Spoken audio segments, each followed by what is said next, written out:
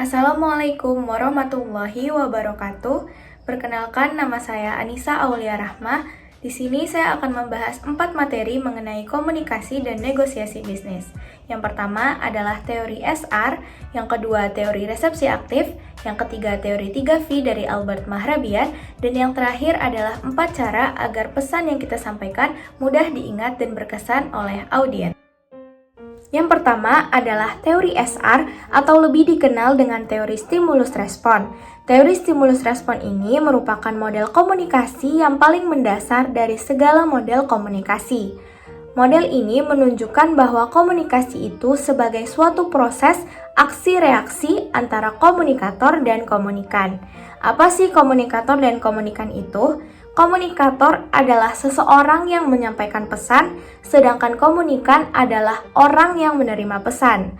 Jadi dapat disimpulkan, aksi-reaksi di dalam teori SR ini adalah pesan yang dilakukan oleh komunikator untuk mendapatkan respon dari komunikan.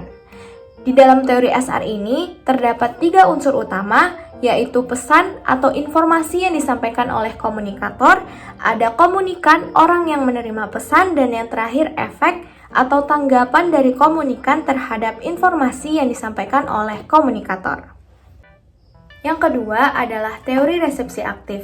Di dalam teori ini, komunikanlah yang berperan aktif di dalam memaknai atau menafsirkan pesan-pesan yang disampaikan oleh komunikator. Yang ketiga adalah teori 3V dari Albert Mahrabian, seorang ahli psikologi komunikasi.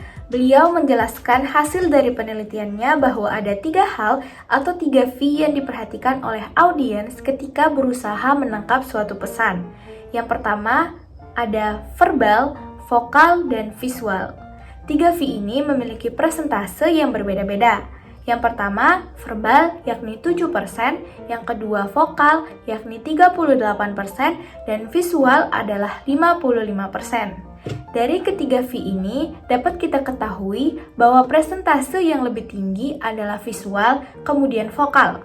Jadi, inilah mengapa pentingnya untuk menerapkan intonasi, artikulasi yang jelas, ekspresi, serta body language yang tepat saat kita sedang melakukan proses komunikasi.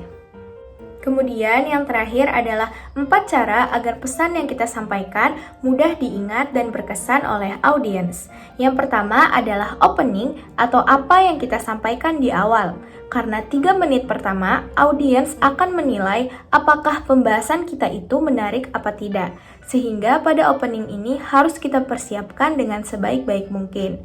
Kemudian yang kedua, apa yang kita komunikasikan berulang-ulang atau repeat to remember, remember to repeat. Semakin sering kita mengulang keywords pembahasan kita, maka akan membuat audiens itu mengingat dari short term memorinya menuju ke long term memorinya.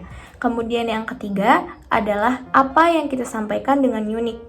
Atau kita bisa melakukan ice breaking seperti pantun ataupun apapun itu yang menarik yang membuat audiens tidak memikirkan atau berpaling dari pembahasan kita. Kemudian yang terakhir adalah apa yang kita sampaikan di akhir atau closing statement. Closing statement ini juga sangat penting.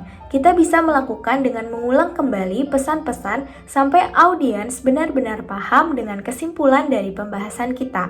Itulah 4 cara agar pesan yang kita sampaikan mudah diingat atau berkesan oleh audiens. Itulah 4 materi yang dapat saya sampaikan. Mohon maaf apabila ada salah kata. Wabillahi taufiq wal hidayah. Wassalamualaikum warahmatullahi wabarakatuh.